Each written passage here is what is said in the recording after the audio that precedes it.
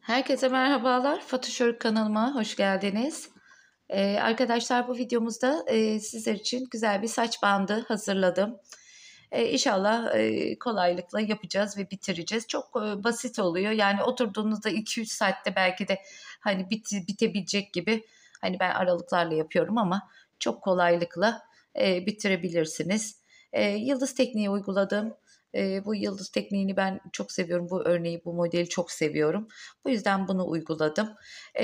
Bu saç bandını yapmak için daha yumuşak, daha böyle pamuksu ipler seçerseniz çok daha güzel olur. Esner, daha güzel kulakları sarar. Şimdi ben haliyle evde hani olanları kullanıyorum. Yani maksadım tabii ki videoya hani bir örnek çıkarmak, bir şey yapmak, yani model çıkartmak. Yani kullanacağım zaman, yani kullanacak olduğumda tabii ki pamuklu böyle yumuşacık esneyen ipler tercih ederim arkadaşlar. Ben amigurumi de çok yaptığım için yani onlardan kalan ipler de var. Ben ip değerlendiriyorum, öyle söyleyeyim. Şimdi ben bunu e, yani amigurumi ipinden yaptım aslında ama dediğim gibi siz güzel pamuklu bir ip kullanabilirsiniz. Yani çok kullanışlıdır arkadaşlar bu bereler, saç bantları. Mesela şöyle söyleyeyim, şöyle şişlerle de yapmıştım ama ben burada şişlerle beceremediğim için, yani direkt kolumun üstünde ördüğüm için videoyu çekemiyorum. Bu yüzden şişle örgü yapamıyorum burada. Gördüğünüz gibi böyle bunlardan birkaç model daha var. Kızım çok kullandı. Hala daha kullanıyor. Bu görüyorsunuz, bakın, esnek, çok güzel yumuşacıktır böyle bunun ipi. Mesela bu değildir. Bu biraz daha serttir ipi. Öreceğiniz zaman dediğim gibi böyle bere ipinden güzel bir e, ipi alıp öyle örerseniz çok daha güzel olur. Ama çok şık, çok güzel. Ben çok beğendim. Umarım sizler de beğenirsiniz. Bunu şimdi hep birlikte yapacağız. Böyle karışık görüntüne de bakmayın. Gayet kolay, gayet güzel ve çok zevkli bir örmesi var. Şimdi arkadaşlar bunu kiremit rengi yaptım. Burada böyle turuncu falan duruyor ama çok tatlı bir rengi var. Kiremit rengi yaptım. Şimdi bir ikincisini kremle başlayacağım. Bakalım, tığımı da 2,5 milimlik tığ kullanacağım. Dediğim gibi hemen başlayalım o zaman. Hazırlayıp geliyorum. Evet arkadaşlar, hemen şimdi örneğimize başlıyoruz. Şimdi ben zincirle başladım. Dileyen bunu sihirli halkayla da başlayabilir. 1, 2 ve 3. 3 zincir çektim. Şimdi ipimi uzatıyorum. Üstüne bir tane atıyorum. İpimin ikinci zincirimi çektim. Ve üçüncüyü çektim. Şimdi benim ipim kalın olduğu için ben 3 ip çekiyorum. Tabii ipiniz ince ise siz bunu dörtlü de yapabilirsiniz. Şimdi 1, 2 ve 3. Bu ipimi tutuyorum. Şimdi bunu yavaş yavaş anlatmaya çalışıyorum. Çünkü hani örneği bilmeyenler olabiliyor. Hani bileni biliyor ama bilmeyeni de bilmiyor. O yüzden hani biraz daha yavaş anlatmaya çalışacağım. Biraz karışık gelebilir baştan. Şimdi bir tane yine çektim. İkinciyi çektim ve üçüncüyü çektim. İpimi tutuyorum. İçinden geçiriyorum ve çıkartıyorum. Bir zincir çekiyorum ve devam ediyorum. 6 fıstıkla yapacağım genişliğini. Daha ince olsun derseniz siz 4 fıstık da yapabilirsiniz. Ama kışlık saç bandı kalın olur. Yani siz artık kendiniz nasıl arzu ederseniz o şekilde de yapabilirsiniz. 4 yaparsanız bayağı bir ince olur. Evet, dördüncü fıstığımı da yaptım. Beşinciyi yapıyorum.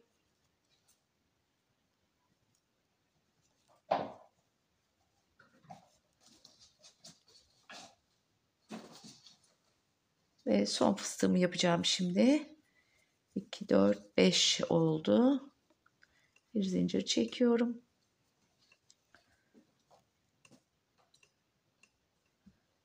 İki ve 3. Genişliğimiz kadar olan fıstığı yaptım. 2, 4, 6 tane yaptım. Şimdi yana dönecek kısmı yapacağım. Şimdi yine bir fıstık daha yapıyorum arkadaşlar. 6 fıstık hariç yapıyorum. 2 ve 3. Bunu kapatıyorum. Bir zincir çekiyorum. Şimdi bir fıstık daha yapıyorum. Bunu kapatmayacağız arkadaşlar. 2 ve 3. Şimdi hemen bu altındakine değil, bir altındakine dönüşümüzü yapacağız çünkü. 1, 2 ve 3. Kapatmıyoruz arkadaşlar.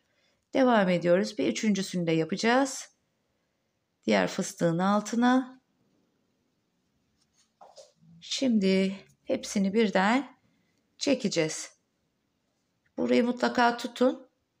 Biraz gevşek bırakın ki buradan rahatlıkla geçebilin. Şimdi bir zincir çektim.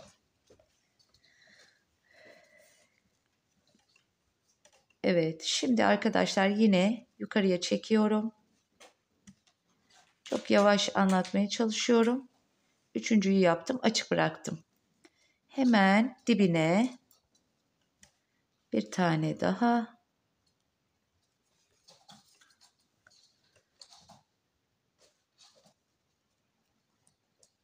İki ve 3. Hemen bir alt fıstığa tekrar 1, 2 ve 3. Şimdi bunun tamamını çekiyorum.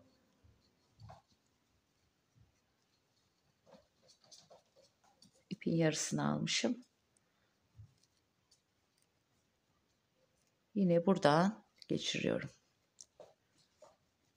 Kapatıyorum. Bir zincir çekiyorum. Tekrar ipimi uzatıyorum. Zincirimi tepesine batıyorum. Tam 3 tane. 3 yaptım. Açık bıraktım.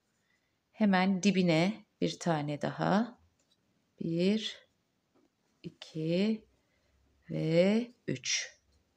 Hemen onun altındakine bir tane daha. 1, 2 ve 3. Hemen içinden çekiyorum ve bağlıyorum.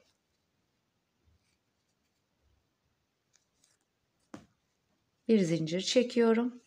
Tekrar yukarıya zincirimi çekiyorum. İpimi çekiyorum. Yine tepesine 2 ve 3. Açık bırakıyorum. Hemen dibine bir tane daha. 2 ve 3.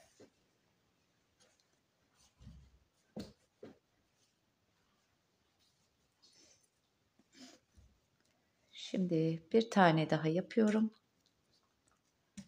1, 2 ve 3. Hep 3 fıstıktan oluşturuyoruz arkadaşlar.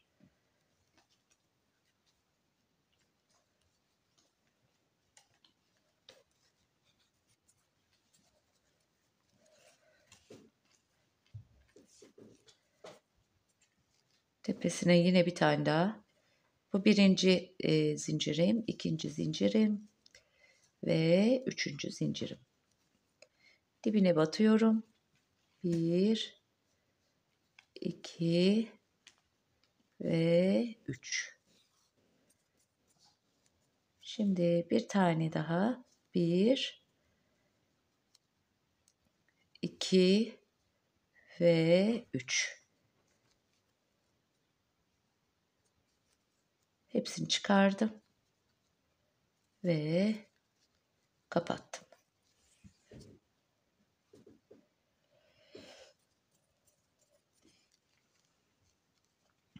Yine tepesine 2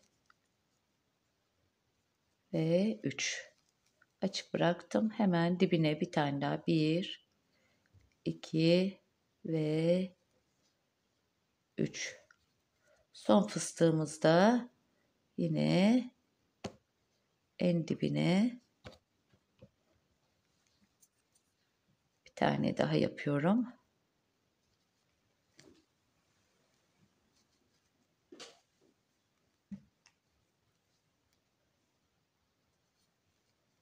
Evet, şimdi hepsini birden topluyorum.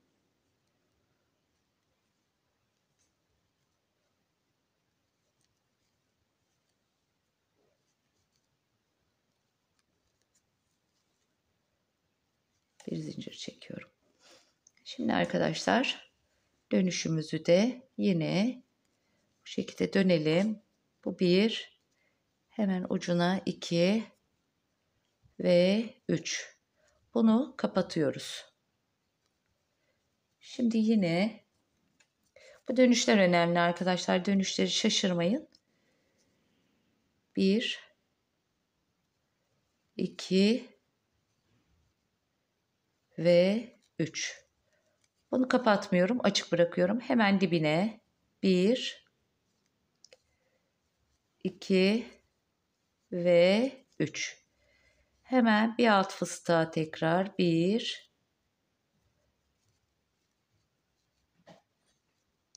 2 ve 3.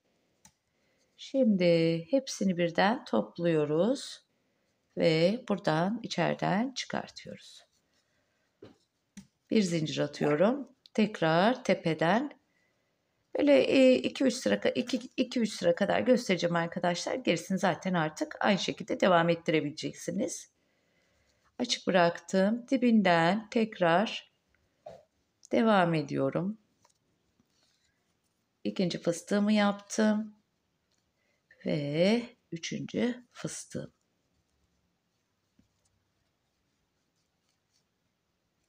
Topluyorum. Bu ipi şuradakini kesinlikle bırakmayın. Evet, şimdi bir zincir daha çekiyorum. 1, 2 ve 3. Hemen dibine tekrar 1, 2 ve 3. Üçüncü fıstığımı yapıyorum. 2 ve 3.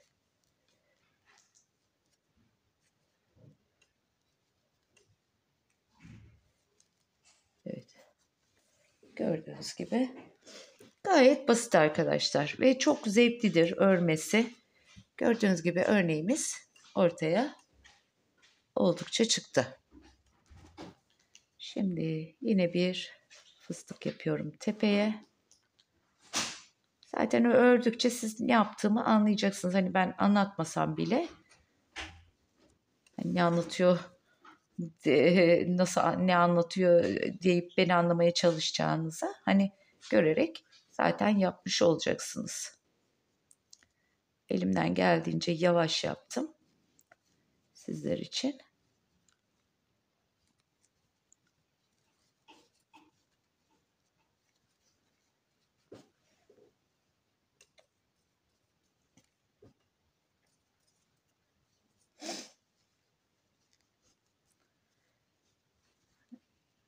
Evet, yine bir fıstık tepeye.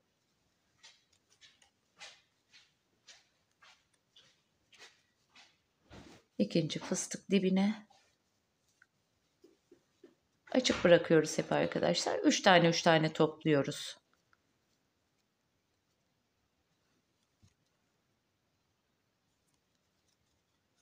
Hepsini birden topluyorum.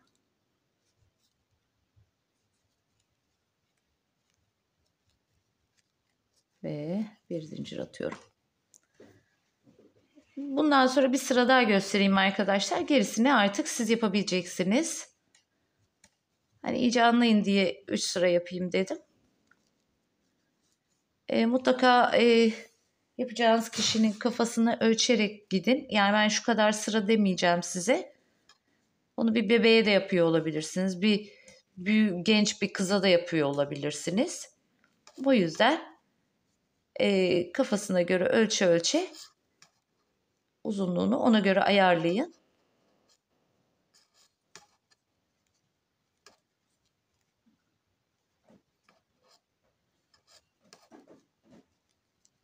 Evet, uca geldik. Yine kapattım.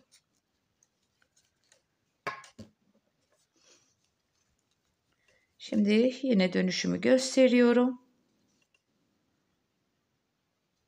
Burada şimdi bir tane yapacağım. Döndüğümde ilkini kapatıyorum.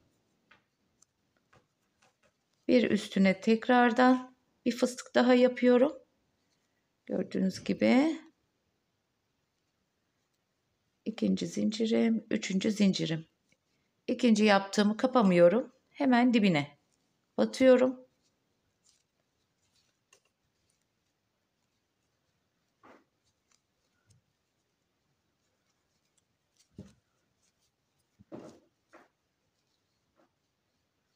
Evet, hemen onun altına da bir tane gene.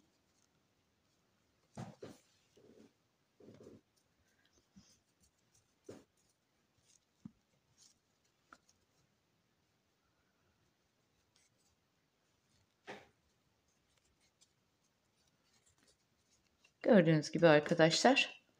Aslında devam etmeme gerek yok artık. Yeterince gerektiği kadar anlattım zaten. Bu şekilde bir tane daha yapayım. Sonrasında bırakacağım. 2 ve 3. Dibine batıyorum.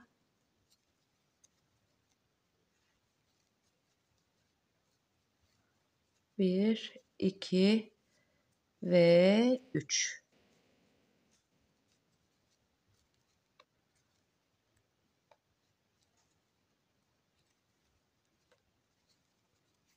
Evet. Şimdi arkadaşlar bu şekilde devam edeceğiz. Hep aynı. Aynı şekilde öreceğiz örneğimizi. Bunu dediğim gibi uzunluğunu böyle kafasına göre tam ölçün. Şu kısımları tepeye getirin. Böyle bunlar böyle birbirini karşılasın. Sıkmayacak şekilde. Artık onu siz yaptığınız kişinin kafasına göre ayaracaksınız.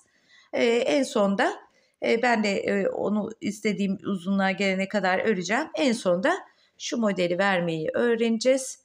Modelimizi vereceğiz ve saç bandımız bitmiş olacak arkadaşlar. Ben bir öreyim tamamını. Tekrar dikişte görüşeceğiz.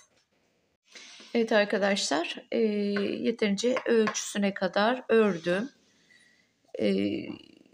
Kızıma göre yaptım diyeyim ben size. Kızımın kafasını ölçerek yaptım. Herhangi bir ölçü vermiyorum. Kim hani kime yapacaksa onun kafasına göre ölçecek demiştim. Şimdi arkadaşlar bu şekilde ipini de bıraktım. Dikiş ipini. Şimdi şu kısmını yapacağız. Burayı çok dikkatli izleyelim lütfen. Şimdi arkadaşlar bu şekilde yamuk olarak yapacağız. Şuradan alayım da. Şu şekilde arkadaşlar tam 6 fıstıktı biliyorsunuz. Tam 3-3 kaydıracağız. İki ucunu yani şu şekilde bir değil kaydırarak son 3 fıstığa bir diğer ucunun en başı gelecek. Şimdi arkadaşlar buraya çok dikkatli bakalım. Şu kısmını boşta kalan kısmını hemen şu şekilde çeviriyoruz. Şu kısmını da bu tarafa doğru çeviriyoruz. Gördüğünüz gibi şimdi karşıya ipim burada kaldı. hemen uçuca bunları birleştireceğiz.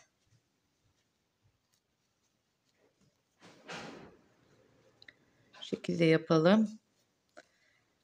Dikkat edin, bu kesinlikle atlamasın uçlar.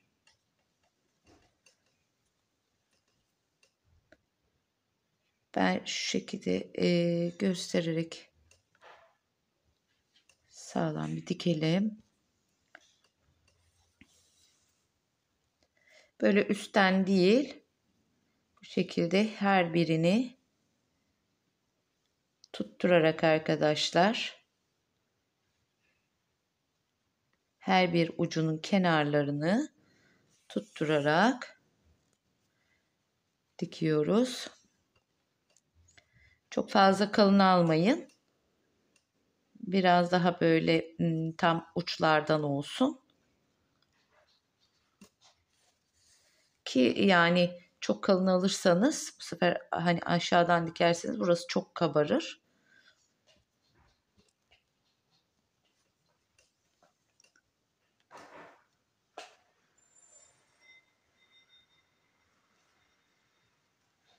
Hatta ben bile biraz kalın aldım sanırım. Çok çabuk örülebilir. Yıldız tekniğiyle çok güzel oldu gerçekten.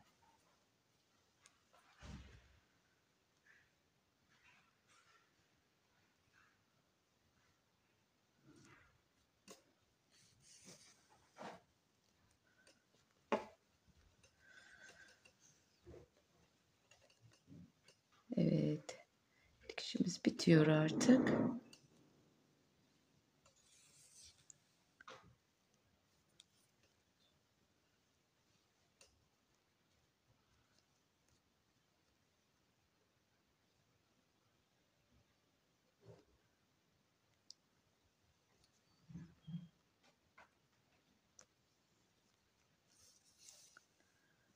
Evet.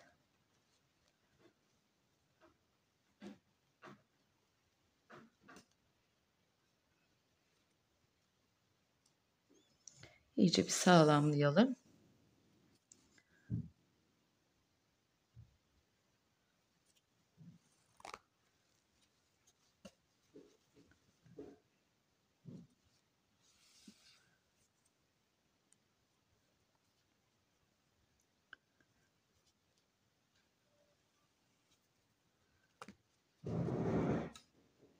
Evet. Şimdi hemen keselim. Biraz uzunca keselim ki içine gizleyebilelim iplerimizi.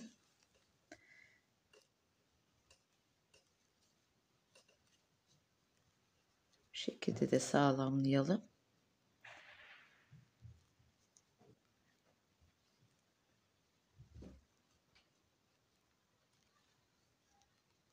Evet arkadaşlar.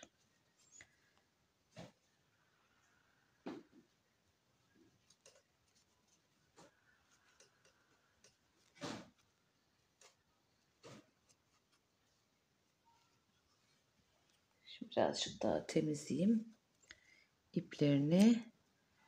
Evet. Şimdi döndürüyorum. Gördüğünüz gibi çok güzel kurdele şeklini aldı arkadaşlar. Çok şükür bir tarifimiz daha sonuna geldik. Beğendiyseniz beğenmeyi unutmayın lütfen arkadaşlar. Yorum yapmayı ihmal etmeyelim. Beni izlediğiniz için teşekkür ederim. Abone olmayan arkadaşlar da abone olursa çok mutlu olurum. Hepinize çok teşekkür ederim. Yeni bir video, yeni bir tarifle görüşmek üzere. Hoşça kalın.